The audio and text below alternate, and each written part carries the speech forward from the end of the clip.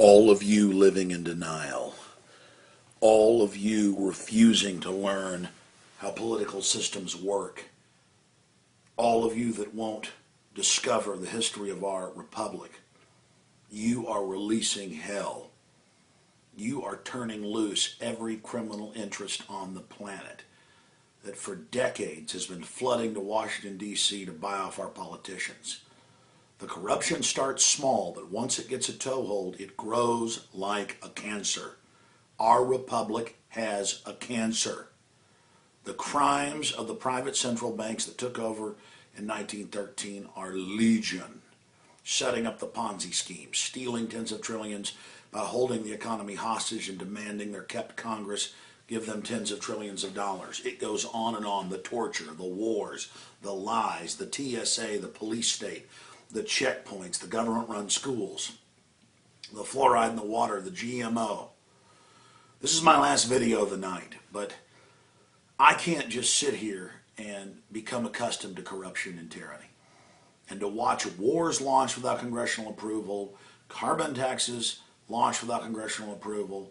The ATF now, for the first time in history, can't pass a law. They just implement it without law.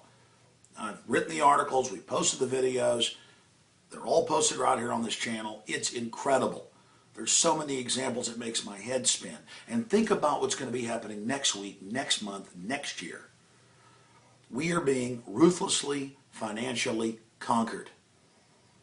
And to have the Constitution going up in flames, to have this giant ruse with the Republican and Democratic leaders acting like, you know, this debt limit was so big, and ooh, it's all political, and Harry Reid's fighting with John Boehner, and Obama's in the middle of it. I mean, it's all complete garbage. You've got these degenerate political fat cats in both parties who've always hated in the House and Senate having to try to get the votes from the other members, going, oh, we have a plan. This 12-member council of the House and Senate with Obama as the 13th, he'll make all the decisions now. And if you don't pass the bill we bring you, members of the House don't introduce bills anymore under this. It says the whole economy, the entire legislative system will be under it. It all comes out of this council. And the president can veto anything in the council, so he's the final arbiter or dictator. And don't worry, the cheap suit wearing, you know, guy that fills a suit, teleprompter Obama, he's going to leave. They'll have a new puppet.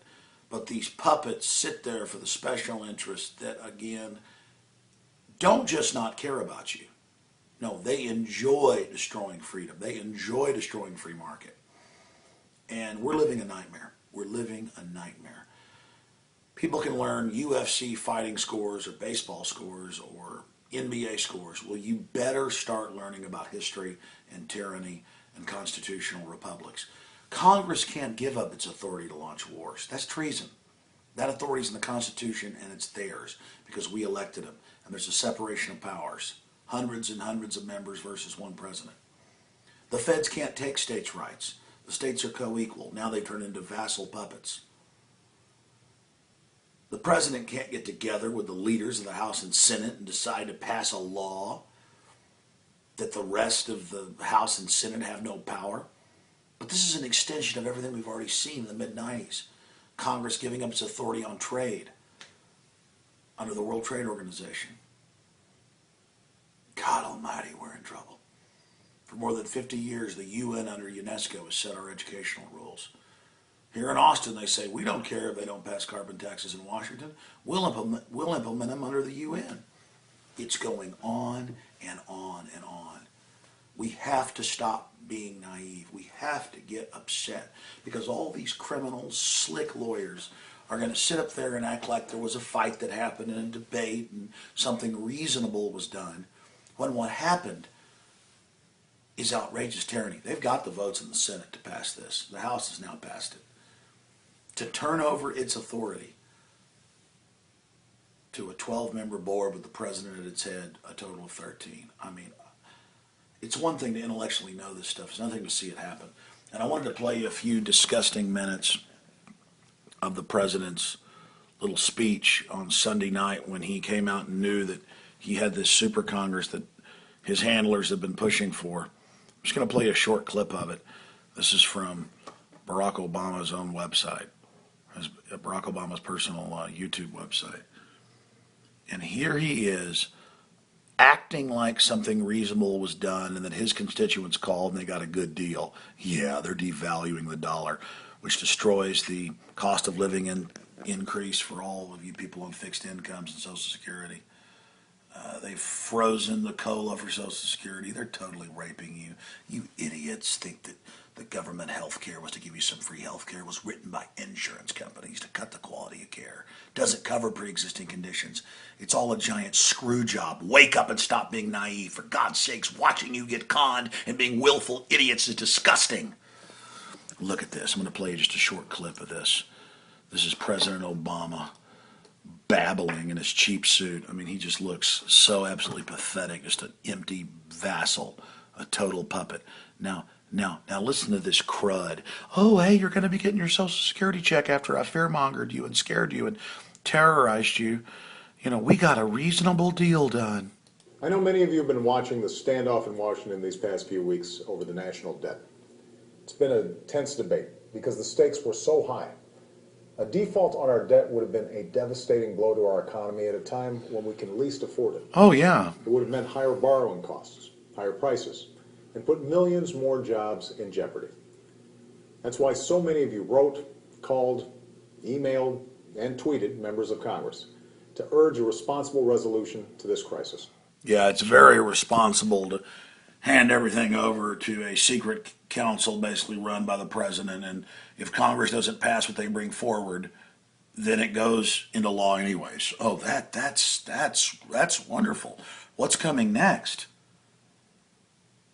Oh, it's so responsible. And now instead of talking about our productivity or how hard we work as Americans, we're hearing about credit ratings in banks like we're a third world country. The greatest creditor nation, now the greatest debtor nation, and it's only going to get worse.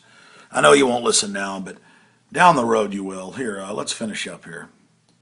And I want to thank you for that. No, I want to thank you. The pressure you put on Washington is one of the reasons we finally reached a resolution in the only way we could. Yeah, it's not that they were all bought and paid for. I mean, where is the Tea Party? The so-called Tea Party handing their authority over in the House. Well, a lot of Tea Party did vote against it. The Republicans voted as the largest group along with Democrats for this. God help us. Most of them are just a bunch of idiots. Don't even know what's going on. An agreement between both parties. It's an agreement that... An agreement between both parties, yeah, where the leaders of both parties become little petty dictators with you, you son of a bitch. Oh, God, this... Ugh. I can't handle it anymore. ...averts an unthinkable default, as well as the prospect of another standoff just like it months from now. Oh, yeah. See, there won't be another standoff months from now because this council is basically a dictatorship.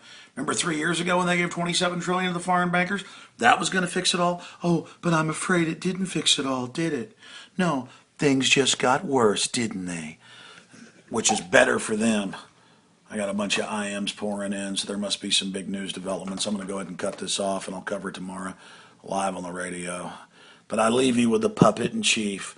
They're conning all his poor moron supporters that thought they'd get free cars and houses, and all they've got instead is total gang rape. Just like all you idiot Republican supporters that love Rick Perry, who's Al Gore's former chief of staff in Texas, and you love Mitt Romney, who wrote Obamacare, and you love Newt Gingrich, who's a big carbon tax globalist. Something that would have kept a cloud of uncertainty hanging over our economy. Yeah, exactly. Something that would have put the bankers back in their place. A cloud of uncertainty in our debt rating. Look, I'm done. But just know from here it just goes downhill. And remember you were warned, because as things get worse down the road, you'll remember. And then we can bring these criminals to justice. I know we can beat them. We don't have a choice. Oh my God, it's so disgusting.